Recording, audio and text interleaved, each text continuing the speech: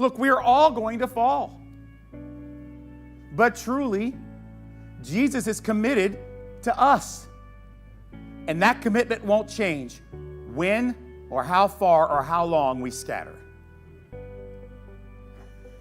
So let me bring this quote up for you. This is from a guy named John Calvin. Some of you might have heard of him.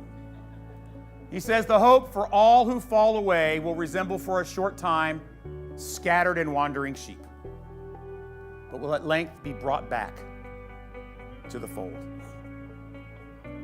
Some of you are here currently scattered. Some of you are listening to me right now and you recognize, oh my goodness, I'm nowhere near the flock. The shepherd's not even in sight. You don't know it. Before this moment, you weren't aware of it. Some of you are going to scatter, but you don't know it's going to happen soon. Because you know why? We are prone to scatter. You don't have to go to scattering camp to learn how to scatter. You don't have to go to some seminar. You don't have to have a TED Talk on how to scatter. You just do it. It's what you're good at. Sadly, for those of us that are in that place right now, about to scatter or have already scattered, this truth about restoration is shadow comfort, as it was for Peter the first time he heard it. A comfort you cannot enjoy or embrace because of blindness and pride and your confidence in your own spirituality. But maybe, just maybe, at this moment, at this very second while I'm preaching this, maybe today Jesus is calling you to look up, look around, recognize that you have scattered, and embrace this promise and comfort of restoration. Look, I don't know what your scattering looks like. You know. I mean, because as I'm preaching this, I'm also praying in the back of my mind, God, bring their examples of scattering to their mind as I speak. I don't know what type of pain your scattering has caused your family, but I can tell you this. There's comfort that comes from knowing that Jesus is coming after you no matter what happens. Isn't that awesome? That's what Jesus does for his scattering sheep.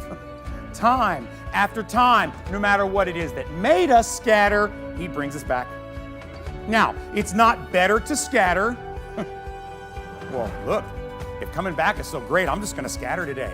It ought to be fun. Soon, we'll study the pain that Peter did experience from his scattering. But what inspired him to write this verse in 1 Peter 10, in this verse right here in 5 verse 10? I imagine the joy and the comfort that he felt the moment Jesus came behind him in Galilee and restored him again, that we're going to read about. I imagine that moment of joy and comfort was only rivaled by one other moment, the day that Jesus called him to leave his fishing nets and follow him.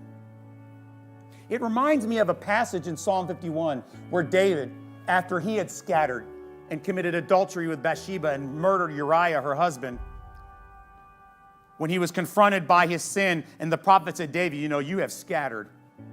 And David said, I have sinned.